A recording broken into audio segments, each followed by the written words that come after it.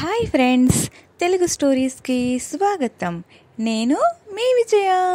ఈరోజు మన కథ పేరు నాట్యం చేసే 12 మంది యువరాణులు. ఇంకా కథలోకి వెళ్ళిపోదాం. అనగనగా తూర్పు దేశపు రాజ్యంలో సర్సస్ అనే రాజుకు అందమైన 12 మంది కూతుళ్ళు ఉన్నారు. వాళ్ళందరూ ఒకే గదిలో 12 మంచాల మీద పడుకునేవారు. వాళ్ళు గది లోపలికి వెళ్ళాక ఎవరూ లోపలికి వెళ్లకుండా బయట తలుపులకు తాళాలు వేసేవారు. కానీ ప్రతిరోజు వాళ్ళ బూట్లు ఏవో ఉపయోగించలేనివిగా ఉండేవి.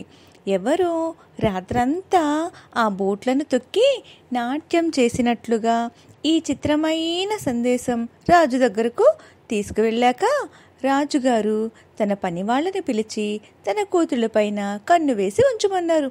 కానీ ఆ రహస్యం ఎవ్వరికీ అంతు చిక్కలేదు. అప్పుడు రాజా సర్సస్ ఒక సందేశాన్ని పంపారు. అది ఏంటంటే, ఎవరైతే ఆ రహస్యాన్ని తెలుసుకుంటారో వాళ్ళు ఆ యువరాణుల్లో ఒకరిని భార్యగా పొందవచ్చు. అంతేకాకుండా ఆ వ్యక్తి రాజా సర్సస్ మరణించిన తర్వాత రాజుగా ఎంపికవుతాడు.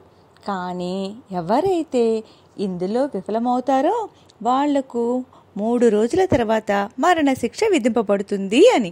కొన్ని రోజులు గడిచిన తర్వాత వేరే రాజ్యం నుంచి ఒక యువరాజు ఈ రహస్యాన్ని పరిష్కరించడానికి వచ్చాడు. అతను సంతోషంగా రాజా సర్సస్ ఇచ్చిన విందులో పాల్గొని సమయాన్ని ఆనందంగా గడిపాడు. సాయంత్రం సమయంలో అతన్ని యువరాణులు ఎక్కడికి వెళ్లారో చూడమన్నారు. యువరాజు ఆ యొక్క గదిని తెరిచి ఉంచారు. కానీ యువరాజు త్వరగా పడుకుండిపోయాడు. పొద్దున్నే యువరాజు నిద్రలేచేసరికి యువరాణులు రాత్రంతా నాట్యం చేసినట్లుగా ఉంది. ఎందుకంటే వాళ్ళ బోట్లకు చిల్లులు పడున్నాయి. అదేవిధంగా 2వ రోజు 3వ రోజు కూడా జరిగింది. అందుకని ఆ యువరాజుకి మరణశిక్ష విధించమని రాజు ఆజ్ఞాపించారు. ఆ యువరాజు తర్వాత చాలామంది యువరాజులు కూడా రహస్యాన్ని ఛేదించాలని చూశారు. కానీ దురదృష్టవశాత్తు వారందరూ కూడా ప్రాణాలను వదిలేశారు. ఇప్పుడు యుద్ధంలో గాయపడిన ఒక సైనికుడు రాజా సర్సస్ పాలించే రాజ్యం వైపుగా ప్రయాణించసాగాడు. దారిలో ఒక ముసలావిడ ఇలా అడిగింది, "నమస్కారం బాబు, ఎక్కడికి వెళుతున్నారు?" అని.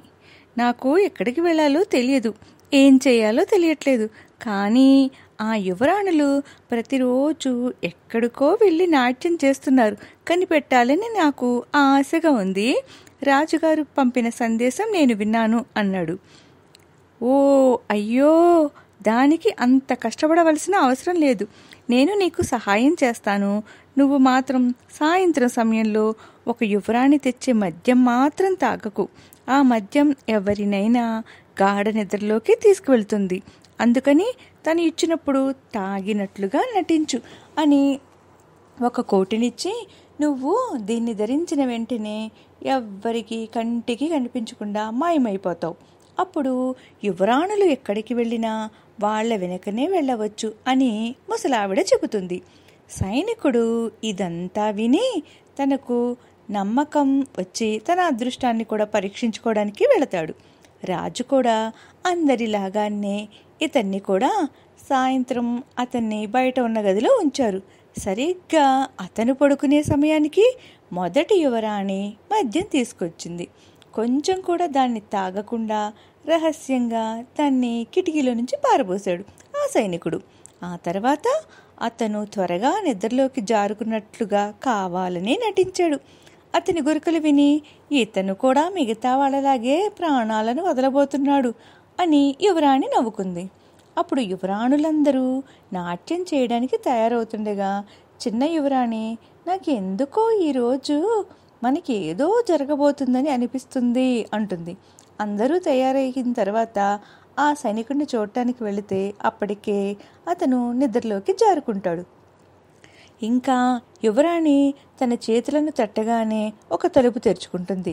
సైనికుడు అప్పుడు కళ్ళు తెరిచి ఆ యువరాణులందరూ ఒకరి తర్వాత ఒకరు మెట్లు దిగి కిందకు వెళ్ళటం చూచి సైనికుడు కూడా వెంటనే కోటు ధరించేసి వారి వెనకనే వెళ్ళాడు.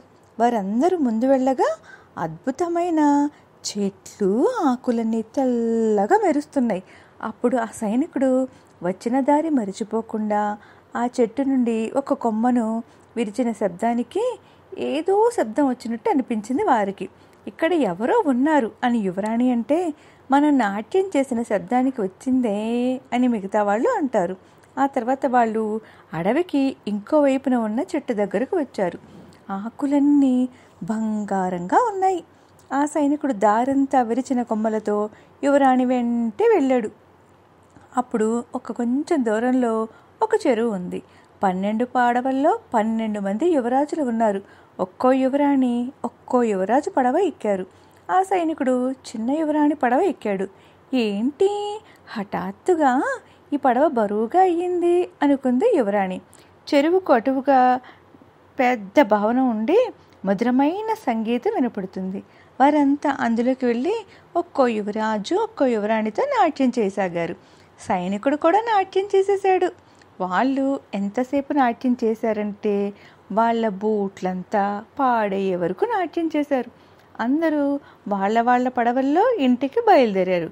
కానీ సైనికుడు యువరాణుల కంటే ముందుగా తన గదికి వెళ్ళి పడుకున్నాడు. యువరాణులు అలసిపోయి సైనికుడు గురక పెట్టి నిద్రపోవటం గమనించారు. అతను 2వ రోజు 3వ రోజు కూడా యువరాణుల వెంట బయలుదేరి వెళ్ళాడు. అక్కడికి వెళ్ళి బంగారు కొమ్మను కూడా తెచ్చాడు. యువరాణుల గురించి రాజుకు చెప్పే రోజు వచ్చినప్పుడు అతను కొమ్మలతో బంగారు పాత్రను తీసుకువెళ్ళాడు. నా 12 మంది కూతుళ్ళు రాత్రి ఎక్కడ నాట్యం చేస్తున్నారు అని రాజు అడుగుతాడు. భూమి కింద ఉండే భవనంలో యువరాజులతో నాట్యం చేస్తున్నారు అని తను తెచ్చిన కొమ్మలను బంగారు పాత్రలను చూపించి తను చూసిందంతా సైనికుడు చెప్తాడు. అప్పుడు రాజు యువరాణులను అడిగితే ఒప్పుకున్నారు. అప్పుడు సర్సస్ రాజు తన మొదటి కూతురును సైనికుడికిచ్చి వివాహం చేస్తాడు. అప్పుడే అతనికి రాజు యొక్క వారసత్వం కూడా లభించింది. చాలా సంవత్సరాలకు సర్సస్ రాజు మరణించాడు. సైనికుడు రాజయ్యాడు. అతను మిగిలిన మరదళ్లను మిగతా యువరాజులకు ఇచ్చి పెళ్లి చేసేసాడు. అందరూ అక్కడే సంతోషంగా ఉన్నారు. కథ నచ్చిందా ఫ్రెండ్స్? అయితే మరో మంచి స్టోరీతో మళ్ళీ మీ ముందుంటా.